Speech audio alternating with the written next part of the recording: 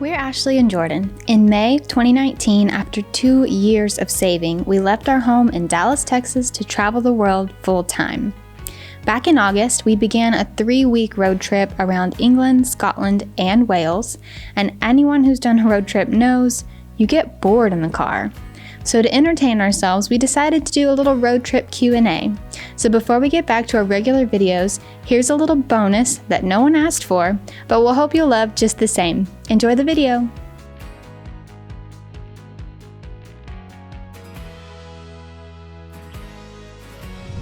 Let's do a little Q&A. Q&A? Yeah. What is your favorite travel item or travel gear that you packed for our trips? My favorite or like the most useful? Okay, let's two-part question. Okay. Favorite and then most useful. Okay. My favorite is either the suitcase itself, my away bag, Yeah. or this is gonna sound a little lame, but like our bathroom bag. Yeah. It's really, I enjoy it and it makes me happy.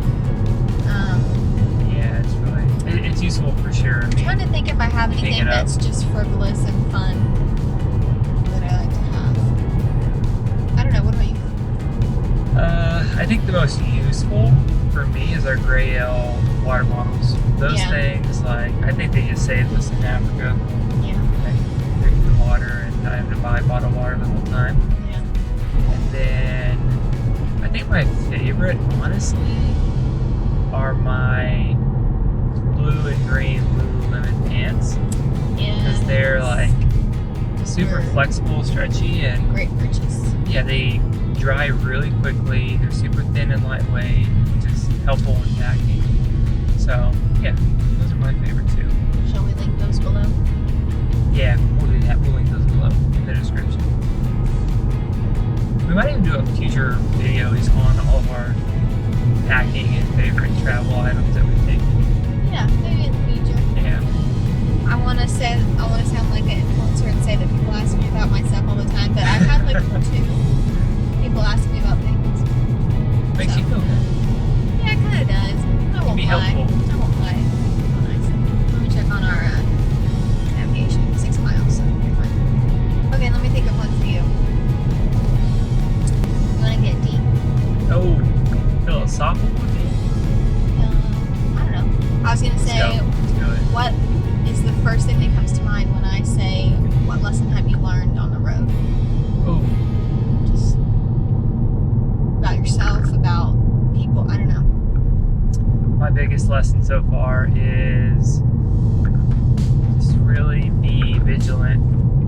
I mean, I know watch your surroundings, don't look like a tourist for safety reasons and whatnot, around pickpocketing or being targeted, but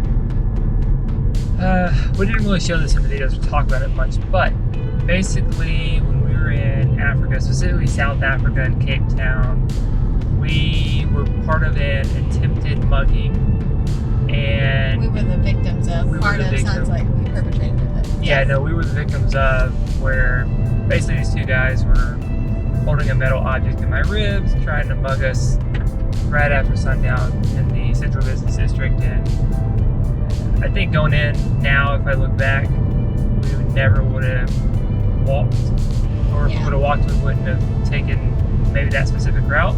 Yeah. It was only 2 blocks from our Airbnb. There were even police around just past the street we walked through. And I think I let myself slip a little bit on watching surroundings and being vigilant. So, like, not again. And I'm gonna hold some spare cash and change in my front pockets just so I can like hand over some money and get out of a situation like that next time. Yeah. All right, enough about that. Sorry What? about Thank you. If it wasn't for you, my superwoman, I would never would have got out of it. I don't know. Yeah. So, fill y'all in on this. Ashley, while the 2 guys were on me, and I don't know what they were saying, she kind of barged through right behind them and was like, "No, this is not happening.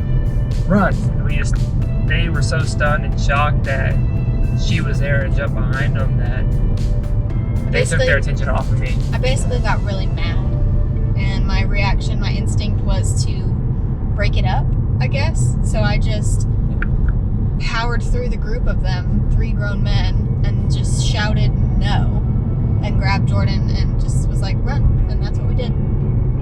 I don't recommend doing that. I could have been stabbed or shot, but that was my instinct. That's what I did. It worked for us. I don't think I would say that that's a good strategy. Yeah.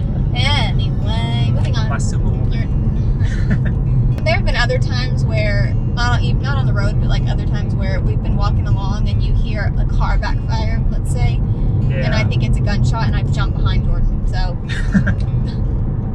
you know, I wouldn't say I'm so brave, but your turn. Well, okay, I'll ask you the same question. What's the biggest lesson you've learned on your travels? For me, the biggest lesson I've learned, it's about myself, in the sense that I have found, so I've never been a very physically, not never, when I was younger I was very physically fit, very physically active. I'm not so much in my adult life. Almost got a little too close there. Anyway, I'm not so much in my adult life, which is my own fault. But so sometimes I feel like I'm not as strong as I want to be, or not capable, or not a like active person, and I sort of wish I was. But I've found that my body is more capable than I think it is, or than I've ever given it credit for. And there have been times where, you know, there are times when you're tired, and then there's beyond that when you feel like you're running on fumes. And then I've been beyond that point where my legs can barely carry me. They're shaking violently because they're so tired from like going up hundreds of steps in Positano, or just walking super long distances because we don't have a car or whatever, and I just keep going, and it hurts, but I can do it, and I've surprised myself, and it sort of gives me courage the next time. I'm like, you can do this, you're capable. Totally. Long-winded, but that's my answer. What's been, I guess, your favorite food that you've eaten since we've been on the road? It could be a whole cuisine type, or a day, or an item. Okay. It might be the Greek, which falafel is not Greek, but in Greece you can get really cheap falafel pitas, like instead of a meat gyro, and it has french fries, and you can get it with either tzatziki or hummus. It's so good and so cheap, and I found myself wanting one every single day. And I'm like, if that's not a favorite, I don't know what would be if I constantly wanted one. Right. I also really loved, this is cliche, but when we were in France, you can get excellent bread, really cheap, just excellent bread, where you could put away a whole baguette, no problem. So that was really good. But also Italian pasta, I totally forgot about that. Yep. I freaking love Italian pasta. Like, it just doesn't compare to anything you can get outside of Italy. It's so excellent. Maybe that's my favorite. I think Italian food in Italy is my favorite. Just all of it. It's all really good. I mean, you could definitely get bad Italian in Italy, obviously. But That's a good one. yeah. Mine, I would say, for sure, just the Greek Mediterranean food that we had in Santorini and Athens. Yeah, I really loved our little food tour, and then our meals in Santorini with Brian and Maggie. And then I would agree, I think my other one is Italian food, specifically the fried olives that we got with Bob and Gina. Thank you, Bob and Gina. So good. And just the pasta and the pizza with the homemade pizza party. That was wonderful. We're so obsessed with these olives. We found an Italian place in Dallas that serves fried olives, and they're not exactly the same, but they are also very good. And we took the whole crew and went and got some because we just missed them. So yeah, so what they are basically, they're whole olives stuffed with, I want to say like a pork sausage maybe. I think if I remember right, it's got 3 different kinds of meat, like some chicken, some pork, maybe some beef, and then they're breaded, like with a good coating of breading. Yep. Deep fried, salty goodness. And they're just these smooth, round, fried balls. They're like, what would you say, like that big each? Yeah. Yeah. Yeah. Salty, yummy. Ooh. They're good. Finish it off with a glass of wine, or what is it? Aperol Spritz? Yeah. Yeah, we've hit some traffic, but you ever take a left in 2 miles? Okay. At a traffic circle? It just says a left. All right. Cool. All right, last question. What you got for me? Okay. The moment you felt most alive on the road. Well, good night. There's a couple. The first one was during our safari drives in Kenya, the Masai Mara. Just top down on the Land Rover, driving through, standing up, wind going through, seeing the animals. That was something special. Definitely very memorable. The second one was when we were riding the Vespa through Capri. Took both of my second one is also in Capri, but similar but different, yeah. What are they? My first one is absolutely the first day out on the safari. I just couldn't believe my eyes. I felt very much like this is what we saved for, this is what we sacrificed for. I can't believe it. Yeah, I felt truly alive. And then I was also going to say, swimming in the oceans of Capri, I had this moment where it's so beautiful and the water feels so great, and we've taken this boat tour around the island after Vespaing all around the island, and we jumped in the water and we're swimming. And I just look around and there's all these yachts. One in particular was called the Flying Fox, which you should Google it. It's like hundreds of millions of dollars. Super yacht. I mean, it looks like a cruise ship.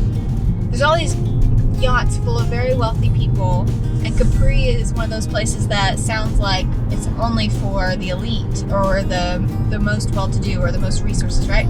And here we are, and yeah, we took the ferry, and it wasn't as like glamorous to get there, but I'm still swimming in the same water as Beyonce or that wealthy person in the boat that I can see is right there. We're in the same place, enjoying the same view, swimming in the same water, and it's accessible to me, and I just felt like that's amazing. I love that. Like, you can do it. You can go be in these beautiful places and you have just as much claim on them as anyone, you know? And I felt really just kind of happy and alive in that moment. Recently, taking a little English country walk in the evening. Oh, yeah, that was nice. And it was super windy, but we're walking through these plains of wheat, and they're just really dancing. It was kind of cinematic, you know? The weather was a little moody. I felt very invigorated by that. Yeah, that was nice. This is my answer. We are about 11 minutes away from Starbucks, and then about, hopefully, Yeah, I need some caffeine. 50 minutes